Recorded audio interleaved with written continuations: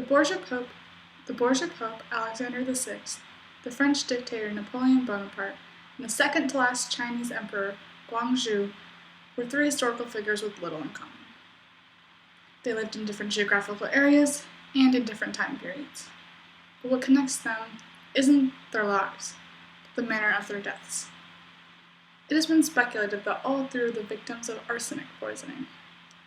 Arsenic is often referred to as the king of poisons because it is a colorless, odorless, and tasteless white powder. Arsenic has been known for centuries. It was first mentioned in the written historical record around 60 AD by a Greek physician serving in the Roman Emperor Nero's court. In the later Middle Ages, the physician Paracelsus was the first to supply written instructions on how to prepare arsenic compounds.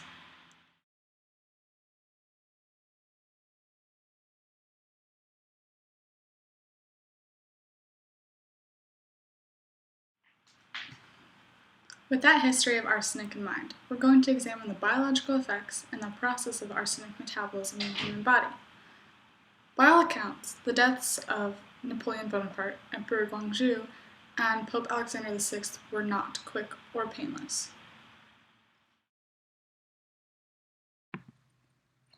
The symptoms of acute arsenic poisoning include stomach pain, vomiting, diarrhea, bloody urine, which is itself a symptom of internal bleeding, convulsions, coma, and eventually death.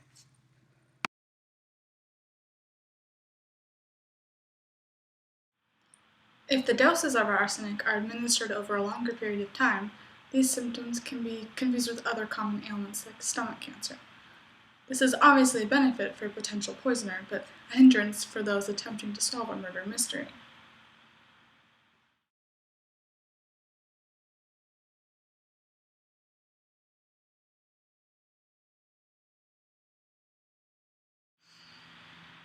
As a method of poisoning, arsenic is typically added to food and drink, and is thus ingested orally, although it can be absorbed through the skin or inhaled. After ingestion, arsenic enters the gastrointestinal system. From there, it enters the bloodstream. Eventually, it makes its way to the liver. The human liver acts to detoxify arsenic through several biochemical pathways, usually involving the addition of one or more methyl groups to the arsenic compound. These new methylated forms make their way through the bloodstream to the bladder to be excreted in the urine.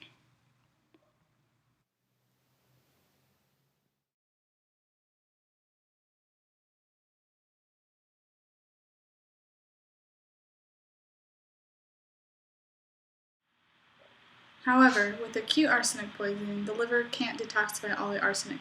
Even if it could, there is no consensus in the medical literature that the methylated arsenic compounds are really less toxic. With great amounts present in the body, arsenic can affect many organ systems, including the gastrointestinal system, the nervous system, the skin, the respiratory system, and more, leading to the symptoms I described earlier. Arsenic is toxic to the body in several ways. In arsenic's pentavalent form, it is structurally similar to phosphate, which means it can take phosphate's place in the physiological reactions occurring constantly in the human body. These reactions are very important for energy metabolism. Arsenic compounds inhibit glycolysis by binding to one of the enzymes in the pathway permanently, therefore preventing it from converting its typical substrate and grinding the entire pathway to a halt. Arsenic also interferes with oxidative phosphorylation by preventing the formation of ATP, the energy currency of the cell, from its precursors ADP and phosphate, by replacing phosphate in the reaction and leading to the formation of an ADP arsenic compound. Both glycolysis and oxidative phosphorylation are vital to the body's production of energy. Without any energy being produced, cells and tissues die.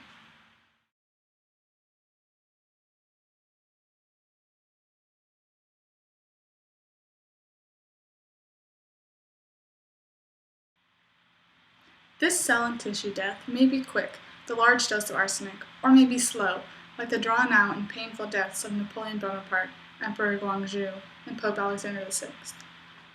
While many theories of poison and deception are thrown around, there is not definitive evidence that these men were murdered.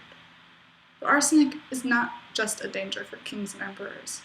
It is, of course, an element that occurs naturally in several different geologic formations. If there is groundwater near these arsenic deposits, the water can become contaminated with arsenical compounds. This is a common method of chronic arsenic exposure, which can have just as many detrimental side effects as acute arsenic exposure, including lesions on the skin, encephalopathy, and cancer. 200 million people each year are at risk of exposure to arsenic through this route, which is why water quality testing in these regions, especially Southeastern Asia, are vital. The next time you shudder when thinking of the symptoms of arsenic poisoning, remember those people who have to drink arsenic-contaminated water every day.